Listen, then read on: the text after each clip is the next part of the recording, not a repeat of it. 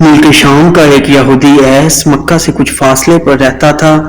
وہ جب بھی کسی کام سے مکہ آتا، وہاں کے لوگوں سے ملتا تو ان سے کہتا، بہت قریب کے زمانے میں تمہارے درمیان ایک بچہ پیدا ہوگا، سارا عرب اس کے راستے پہ چلے گا، اس کے سامنے دلیل اور پست ہو جائے گا، وہ عجب اور اس کے شہروں کا بھی مالک ہو جائے گا۔ یہی اس کا زمانہ ہے اور اس کی نبوت کے زمانے کو پائے گا۔ وہ اپنے مقصد میں کامیاب ہوگا، جس خیر اور بھلائی کی وہ امید کرتا ہے وہ اس کو حاصل ہوگی، اور جو شخص اس کی نبوت کا زمانہ پائے گا مگر اس کی مخالفت کرے گا وہ اپنے مقصد اور آرزوؤں میں ناکام ہوگا۔ مکہ معظمہ میں جو بھی بچہ پیدا ہوتا وہ یہودی اس بچے کے بارے میں تحقیق کرتا اور کہتا ابھی وہ بچہ پیدا نہیں ہوا۔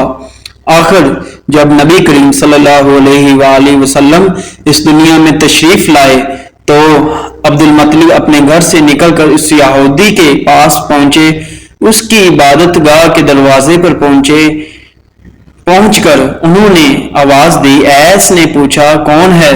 انہوں نے اپنا نام بتایا، پھر اس سے پوچھا کہ تم اس بچے کے بارے میں کیا کہتے ہو؟ اس نے انہیں دیکھا، پھر بولا ہاں تم ہی اس کے باپ ہو سکتے ہو، بے شک وہ بچہ پیدا ہو گیا ہے جس کے بارے میں نے تم لوگوں سے کہا کرتا تھا، وہ ستارہ آج طلوع ہو گیا ہے جو اس بچے کی پیدائش کی علامت ہے، اور اس کی علامت یہ ہے کہ اس وقت اس بچے کو درد ہو رہا ہے، یہ تکلیف اسے 3 دن رہے گی اور اس کے بعد یہ ٹھیک ہو جائے گا۔ راہب نے جو یہ کہا تھا کہ بچہ 3 دن تک تکلیف میں رہے گا تو اس کی تفضیل یہ ہے کہ آپ نے 3 دن تک دودھ نہیں پیا تھا، اور یہودی نے جو یہ کہا تھا کہ ہاں آپ ہی اس کے باپ ہو سکتے ہیں، اس سے یہ مراد ہے کہ عربوں میں دادا کو بھی باپ کہا دیا جاتا ہے، اور نبی کریم صلی اللہ علیہ وآلہ وسلم نے ایک بار خود فرمایا تھا میں عبد المطلب کا بیٹا ہوں۔ یہودی نے عبد المطلب سے یہ بھی کہا تھا اس بارے میں اپنی زبان بند رکھیے، یعنی کسی کو کچھ نہ بتائیں ورنہ لوگ اس بچے سے زبردست حسد کریں گے، اتنا حسد کریں گے کہ آج تک کسی نے کسی سے نہیں کیا، اور اس کی اس قدر سخت مخالفت ہوگی کہ دنیا میں کسی اور کی اتنی سخت مخالفت نہیں ہوئی۔ پوتے کے متعلق یہ باتیں سن کر عبد المطلب نے ایس سے پوچھا اس بچے کی عمر کتنی ہوگی؟ یہودی نے اس سوال کے جواب میں کہا اگر اس بچے کی عمر تبھی ہوئی پھر بھی 70 سال تک نہیں ہوگی، بلکہ اس سے پہلے ہی 61 یا 63 سال کی عمر میں وفات ہو جائے گی، اور اس کی امت کی اوسط عمر بھی اتنی ہی ہوگی۔ اس کی پیدائش کے وقت دنیا کے بت ٹوٹ کر گر جائیں گے۔ یہ ساری علامات اس یہودی نے گزشتہ انبیاء کی پیشگوئیوں سے معلوم کی تھی اور سب بالکل سچ ثابت ہوئی۔ قریش کے کچھ لوگ عمرو بن نفیل اور عبداللہ بن حجش وغیرہ ایک بت کے پاس جایا کرتے تھے، یہ اس رات بھی اس کے پاس گئے جس رات آپ صلی اللہ علیہ وآلہ وسلم کی پیدائش ہوئی۔ انہوں نے دیکھا وہ بت اندھے منہ گر پڑا۔ ان لوگوں کو یہ بات بری لگی، انہوں نے اس کو اٹھایا سیدھا کر دیا مگر وہ پھر گر گیا، انہوں نے پھر اس کو سیدھا کیا وہ پھر الٹا ہو گیا۔ ان لوگوں کو بہت حیرت ہوئی، یہ بات بہت عجیب لگی۔ تب اس بت سے آواز نکلی، یہ ایک ایسے بچے کی پیدائش کی خبر ہے جس کے نور سے مشرق اور مغرب میں زمین کے تمام گوشے منور ہو گئے ہیں۔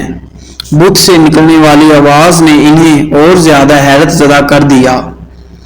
اس کے علاوہ ایک واقعہ یہ پیش آیا کہ ایران کے شہنشاہ کسریٰ نوشیروہ کا محل ہلنے لگا اور اس میں شگاف پڑ گئے۔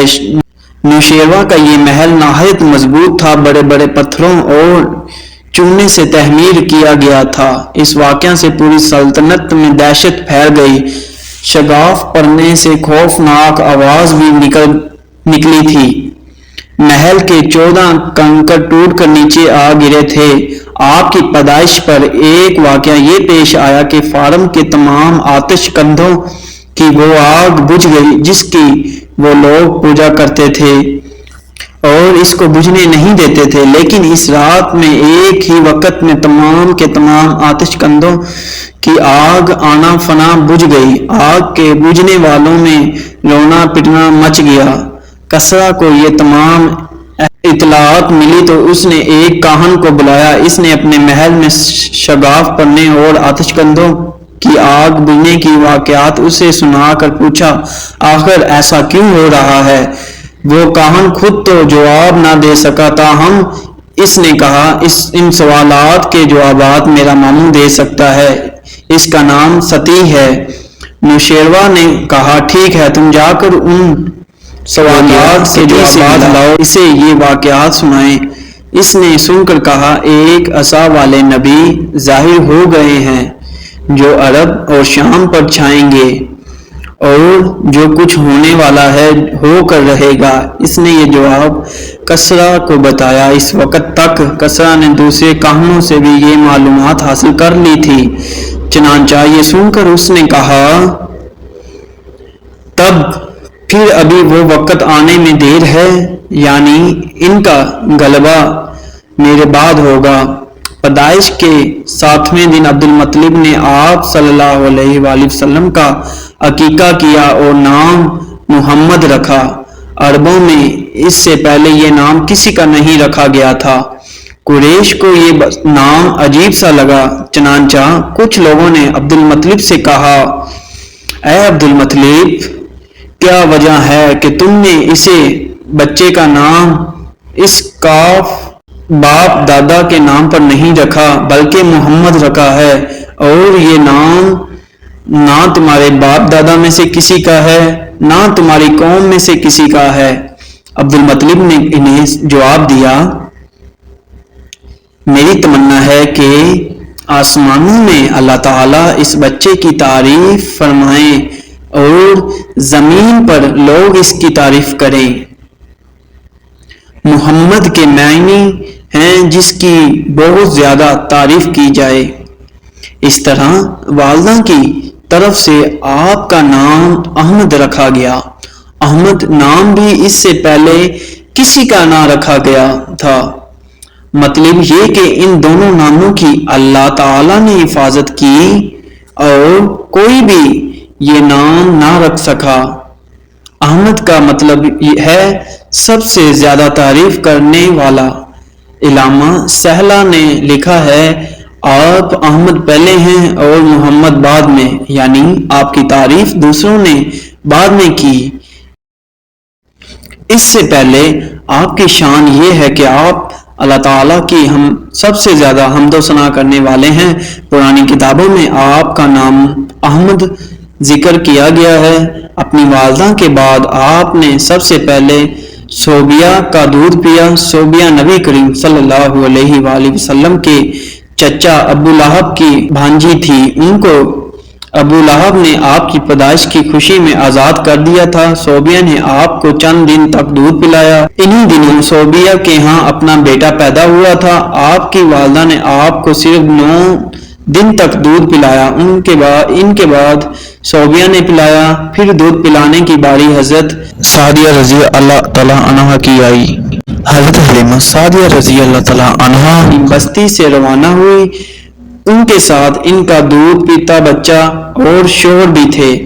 حضرت حلیمہ سعدیہ رضی اللہ تعالیٰ عنہا دوسری عورتوں کے بعد مکہ میں داخل ہوئی۔